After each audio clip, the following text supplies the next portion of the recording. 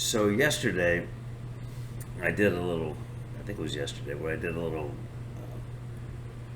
moderation between two people who were having a debate on Facebook. And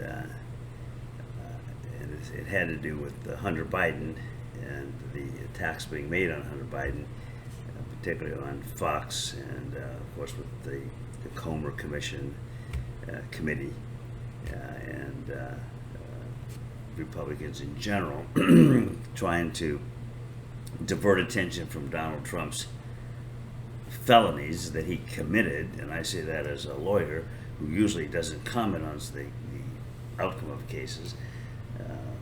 That was a public defender at one time, and I'm sensitive to prejudging people. But with Donald Trump, we know what he did. It's all on the public record. We heard the conversation, the tape recording with the Secretary of State of Georgia.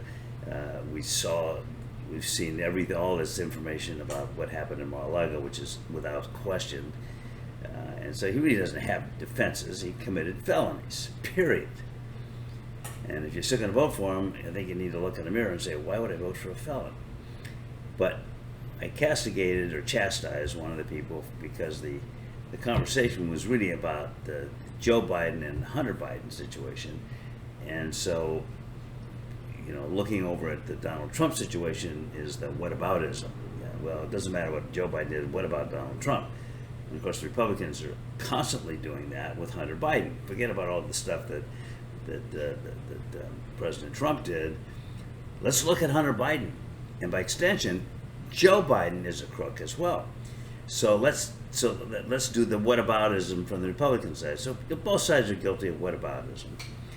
I try to avoid it, but I forgot to mention one thing yesterday, and that is that on this question of whether Joe Biden committed any crimes, which is really what they're trying to pin on him, by virtue of what Hunter Biden may or may not have done. I have said all along, as have said many prominent lawyers on the Democratic side in the House, that I think Blumenfeld is one of them, that there's no evidence of Joe Biden having committed any crimes, regardless of what you think of Hunter Biden. So I was pleasantly surprised. I was watching Steve Doocy on this Fox and Friends in the morning, which I watch on occasion. And he and all of his friends were all on the couch, and they had as a guest a congressman whose name I forget. I'm pretty sure it was not Comer, but I think it was the vice chairman of his oversight committee. And so Steve Doocy was prodding him like, come on, yeah, this is great stuff. Tell us all the stuff you've got on Joe Biden. Tell us what you've got on Joe Biden. Tell us, come on, some more. And after a while, even Steve Doocy got fed up. And the guy says, specifically, what crimes are you saying were committed by Joe Biden? And this congressman started off again with the Republican talking points. Well, he must have known Hunter Biden, and they had dinner and 20 phone calls, and yeah. And Steve Doocy, and I was pleasantly shocked, cut him off and said, what? I stopped right, and he said, that's not what I'm asking you. And I'm paraphrasing. What crimes are you saying that you have uncovered that were committed by Joe Biden? And the guy kind of stammered and he says, well, nothing yet. Well, nothing yet, but if we get this authority by virtue of starting an impeachment investigation, then we'll be able to come up with the evidence that Joe Biden committed a crime. And Steve Doocy said, but what crime? What crime are you investigating? And the guy said, well, we don't know yet, but we're going to find that out. I forgot to mention that yesterday. So here you have, of all people, Steve Doocy, and those of you who watch Fox and Friends know who he is. He's a hard conservative, big Donald Trump supporter. He's on that show every morning. His son is a reporter, has the White House beat, and he and Biden have run-ins all the time, but Biden always calls on him. I think he kind of likes the kid. But that's who Steve Doocy is.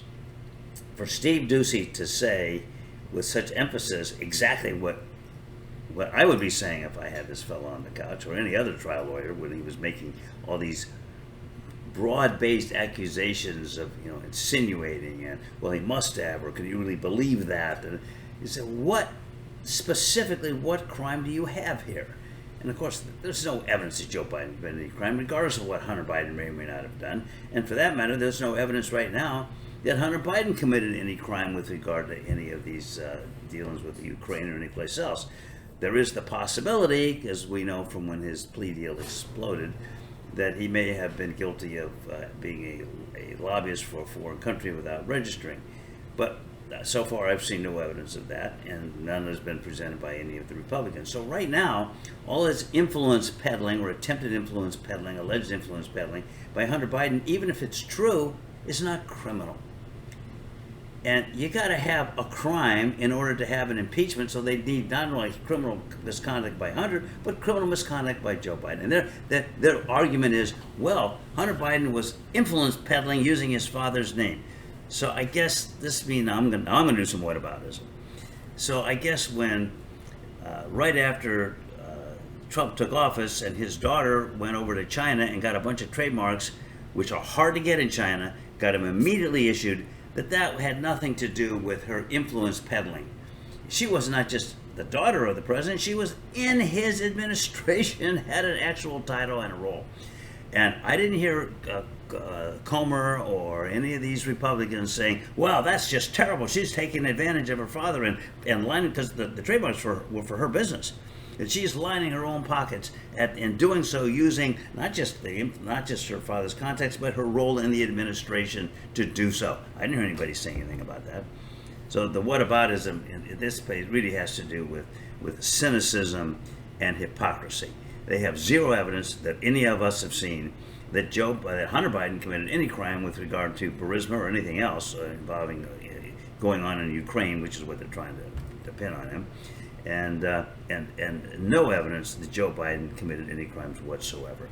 So I wanted to get that out there because I forgot to mention it later. I think it's significant when a host of Fox News nails the vice chairman of Comer's oversight committee on exactly this claim that these Republicans with zero evidence have been making.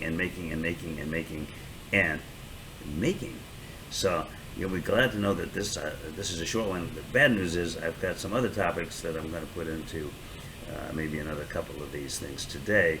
So be careful. Stay away from Facebook, and stay away from YouTube, and stay away from X, which used to be Twitter. And at least do that for a couple of days, and you may get through the weekend okay. But in any event, my advice to you is don't go outside.